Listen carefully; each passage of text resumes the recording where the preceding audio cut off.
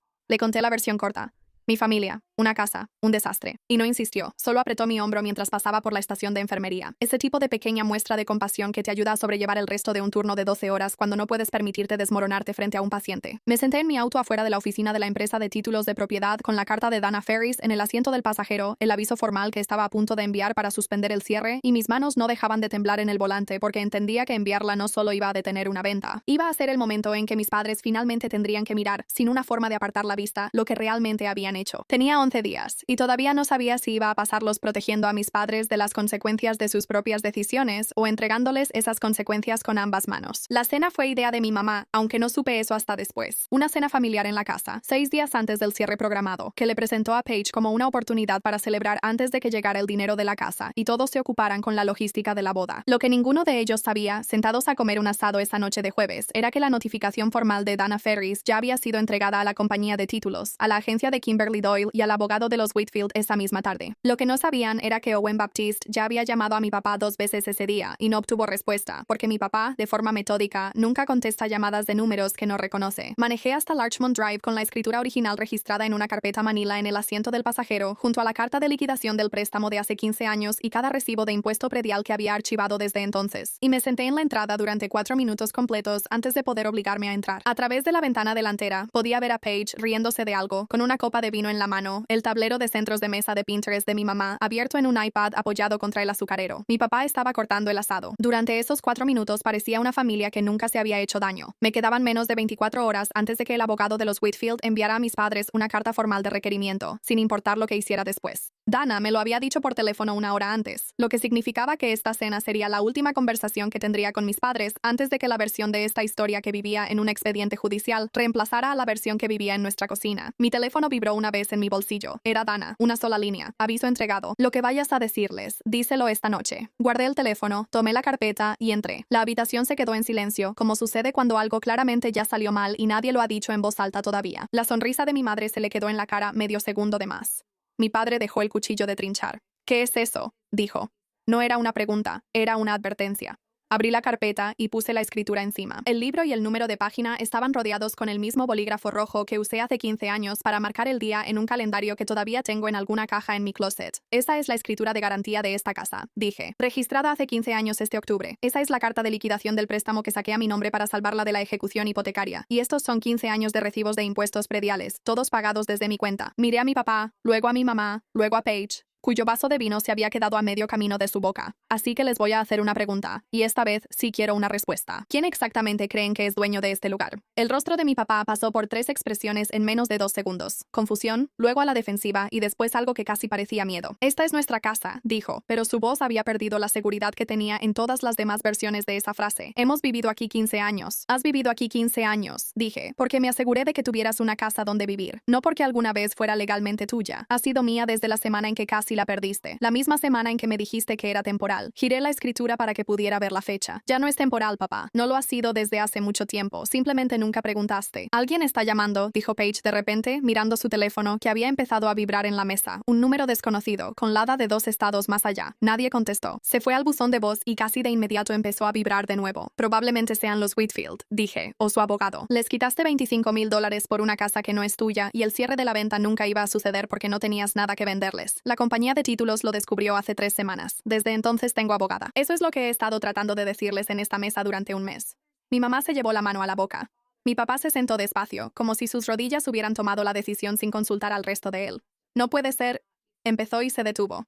¿Estás diciendo que tenemos que devolverlo? Estoy diciendo que tienen que devolverlo sin importar lo que yo haga. Dije, el contrato quedó anulado el día que lo firmaron. Lo que realmente estoy aquí para decidir es si dejo que eso les caiga encima de la peor manera. Una demanda por fraude, una demanda legal, su nombre en un expediente judicial, o si les ayudo a caer del lado menos doloroso. Eso es lo único que realmente todavía depende de mí y aún no lo he decidido. La habitación estaba en silencio, excepto por el teléfono de Paige, que se había quedado en silencio y luego volvió a sonar. Mi madre lloraba sin hacer ningún ruido. Como siempre hace, las lágrimas simplemente corrían mientras su rostro permanecía rígido, como si admitir el llanto en voz alta hiciera que el resto fuera real. Deberías habernoslo dicho, dijo finalmente. 15 años, Elise, y nunca nos dijiste que todavía importaba a nombre de quién estaba. Te dije que no importaba a nombre de quién estuviera, respondí, y mi voz se quebró por primera vez en toda la noche. Eso era cierto, hasta que decidiste venderlo a mis espaldas para pagar una boda de la que ni siquiera me preguntaron. Solo empezó a importar el día que tú hiciste que importara. Esa fue la frase que terminó la cena, en todos los sentidos. Lo que pasó durante los siguientes 9 días ocurrió principalmente a través de abogados, lo cual fue una especie de alivio. Significaba que mis padres y yo no teníamos que estar juntos en una habitación mientras se resolvía lo peor. Dana Ferris confirmó por escrito al abogado de los Whitfield que la venta nunca había sido legalmente válida y que el depósito, que aún estaba en la cuenta de depósito en garantía de la compañía de títulos en lugar de haber sido totalmente desembolsado, se les devolvería por completo dentro de la semana, con la aseguradora por errores y omisiones de la compañía de títulos cubriendo la pequeña diferencia que ya se había adelantado a la cuenta corriente de mi papá. Yo cubrí el resto de esa diferencia con mis propios ahorros, sin decirles a mis papás, porque no podía soportar la idea de que Renata y Sam Whitfield perdieran ni un solo dólar por una casa que no tenía nada de malo que quisieran. Owen Baptiste cerró el expediente con una nota en la que lo calificó de manera seca, como una resolución inusualmente limpia para lo complicado que pudo haber sido. Kimberly Doyle, cuya comisión desapareció junto con la venta, le envió a mi mamá un correo breve sobre la responsabilidad legal de la agente inmobiliaria y nunca más se volvió a mencionar en nuestra casa. Mi papá nunca fue a la cárcel, nunca enfrentó una acusación formal por fraude. Dana se aseguró de eso, trabajando con la oficina del fiscal del condado para presentar todo como un malentendido familiar que se había corregido antes de que ocurriera un daño real, lo cual era más o menos cierto, pero la boda se redujo. La recepción del club de campo terminó siendo en el patio trasero. Paige, hay que reconocerle que nunca intentó convertirlo en un asunto de dinero después de esa cena. Me llamó 2 días después, con una voz tranquila como nunca la había escuchado, y me preguntó si era cierto, todo eso. Y cuando le dije que sí, guardó silencio por mucho tiempo, y luego dijo que lo sentía, con una voz que sonaba como si con esa disculpa se refiriera a algo más que solo lo de la boda. Mis padres se mudaron de Larchmont Drive 4 meses después. No porque yo los obligara, sino porque ninguno de nosotros podía imaginarse sentarse de nuevo en esa mesa de la cocina, fingiendo que los últimos 15 años habían sido una historia que todos recordábamos de la misma manera. Les ayudé a encontrar un lugar más pequeño cerca de mi tía, y pagué el depósito de seguridad porque algunos hábitos no terminan solo porque la ilusión que los hacía necesarios finalmente se acabó. Todavía soy dueña de la casa en Larchmont Drive. A veces regreso en mis días libres y me siento en el escalón del porche donde mi papá solía leer el periódico, y me permito sentir exactamente lo que necesito, ni un minuto más. Porque 11 años en la UCI también me enseñaron eso, que el duelo tiene un cambio de turno, igual que todo lo demás, y al final sales de turno y te vas a casa. La mía, esta vez, es la que tiene mi nombre en la escritura.